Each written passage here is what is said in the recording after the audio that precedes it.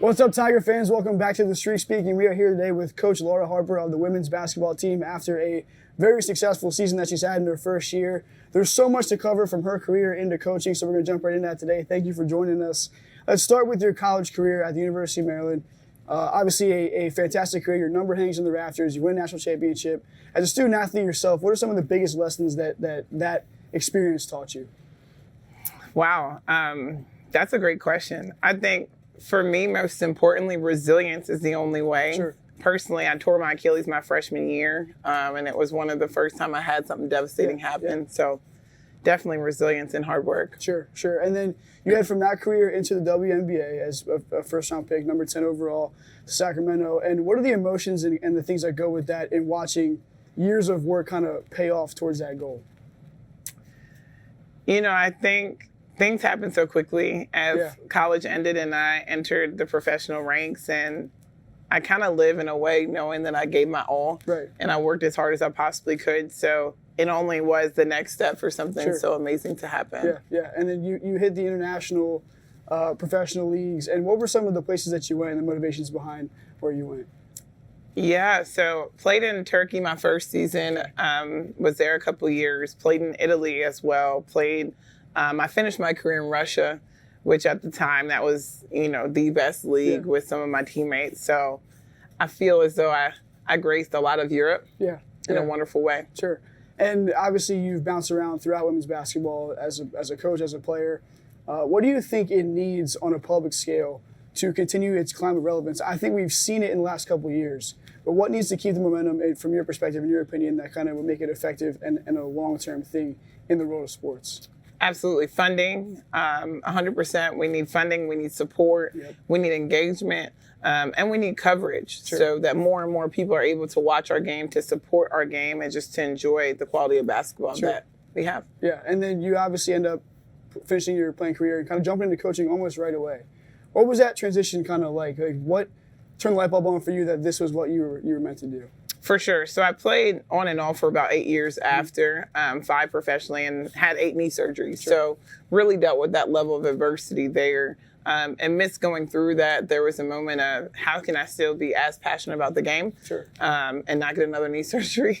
So I felt as though coaching was a little bit, I still can walk and still give that love back, and it's worked out well. Yeah, and through those surgeries and recoveries, obviously, a lot of us go through those different processes. Not as many as 8 times, but definitely a lot. What were some of the things that you kind of learned in going through those processes about yourself? Because I think a lot of athletes have a lot of introspection time when they do that. What are some of the biggest things that you remember that kind of kept you motivated to keep going through those times? Of course. I think you're human to know that self-doubt definitely creeps in during those moments, and just being able to identify who I am as a person and just my core values and how I want to live my life regardless of whether I'm a professional athlete or not. I think consistency is the only way out. And I definitely think the consistency element is the only way I was able to push through all of that adversity. Sure, and obviously you had a bunch of great people around you too. Let's talk about not only Coach Freeze, but just coaches in college basketball in general, because the longevity and the success that follows most women's basketball coaches and men's basketball coaches is something that really you see at the top. What have you learned from her that kind of you take into your coaching career that the great ones have that keeps them there for a long time and that keeps them successful? What are some of the biggest things that you've seen other coaches have that you try to emulate? For sure, and a lot of who I am definitely goes back to Brenda's belief in me, and I think that's the number one thing, is just being able to bring out the best out of everyone around them, whether that's staff, whether that's players, and just bring out a level of confidence in the people that are playing for you. Yeah, and let's go into some of the people that we do have here. Start with support staff, strength coaches, ATs, kind of what they've meant to you in your transition and who those important role players here are. Of course, because I lived in the training room, the athletic trainer, definitely that relationship for me personally is important, even down to how our team recovers, how important their treatment schedule is. They don't miss treatment. That is just as important as practice to me. And just like, I know it's cliche, but just the MedStar staff, my one surgeon that did all my surgeries here works at Loyola. He's in the element of this. So it means a lot. Yeah, and in terms of your players, kind of who have we seen this year that's really taken big steps or kind of been the most impactful that you're the proudest of in watching so far? Well, it's hard to say. one specific player, I definitely would lend towards Patty Anumba, just from, again, she came off of her labrum tear, was thrown into the season mid-year. There's not a harder worker on our team other than her, and just for her to be playing at the level that she is currently, it all attributes the work that she's put in. Yeah, and we see you on a personal level. I talk about some of those motivations as well.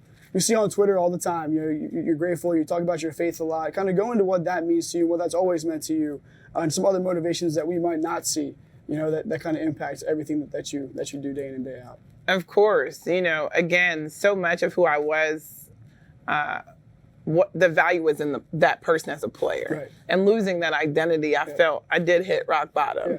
Yeah. And I think my faith was really I know my faith was the only way that I was able to get out. So I tried to stay in a line with I would only be here if I wasn't there with my faith. So that's big for me. Sure. I think I pray over my team just as far as their health, their safety, their emotional support. And I think that in this day and age, that's something that's so important, just to make sure the student athletes are covered in the right way. Right. And is there anything else that you would kind of learn from that transition to player to life? Because we all go through it. At some point, it's going to happen to all of us. Is there any advice that you would give anyone kind of going through that transition? Because we've seen it with Towson athletes, especially in the last year or two. A couple swimmers, a couple people kind of talk about what that transition means. What do you think it is that really helps people get through and make it possible?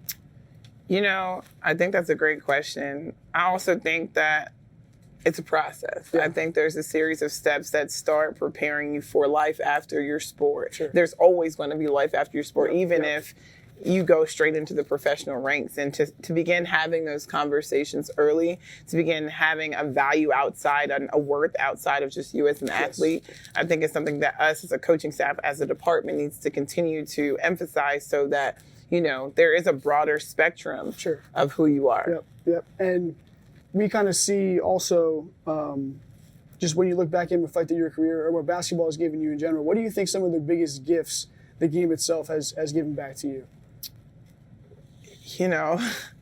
Again, that's a hard one, but probably the ability to stay disciplined within my life, within my thoughts. And, Brenda always told me the one thing that was going to hold me back were my emotions. Sure.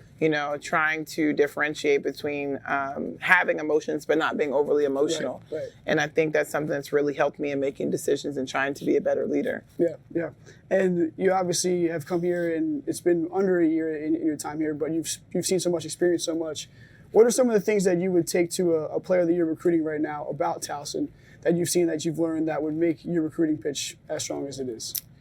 Towson is just a diamond in the rough that a lot of people don't know how beautiful it is. When you talk about just from a diversity standpoint, when you talk about from just an academic achievement standpoint, the wealth of success that we have amongst all of our sports, I think we are a family here at Towson. You have to come and see us.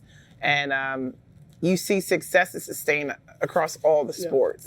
And I think that's the best part of being a member of our community. Yeah, and talking about that sustained success too, what are some of the things that you've kind of started to build in terms of culture or goals or standards that you really want to see carry out through your entire career here?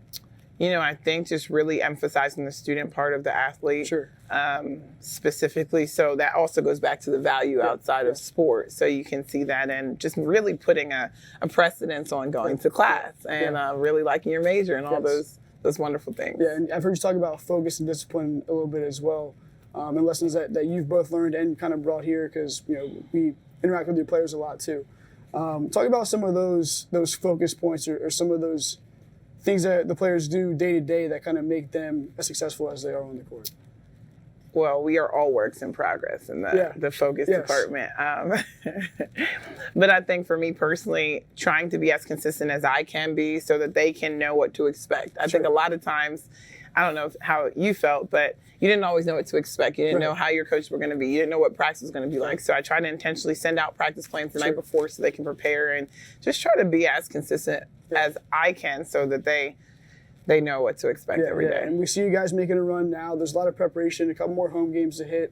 Our final question that we hit every time, what have you done today to make Towson Athletics a better place than it was yesterday? Wow, what have I done today? It's early. It is early at 10 o'clock. Well, I've already had 3 recruiting calls, which is amazing. Great. I think the biggest thing as far as Towson women's basketball is just continuing to build those relationships to show people the gem that we are. Perfect. Well, thank you for joining us. We look forward to seeing you guys soon. Follow this team as they head into March. We look forward to seeing you guys around soon. Check out TowsonTigers.com for more updates. Go Tigers. Go Tigers.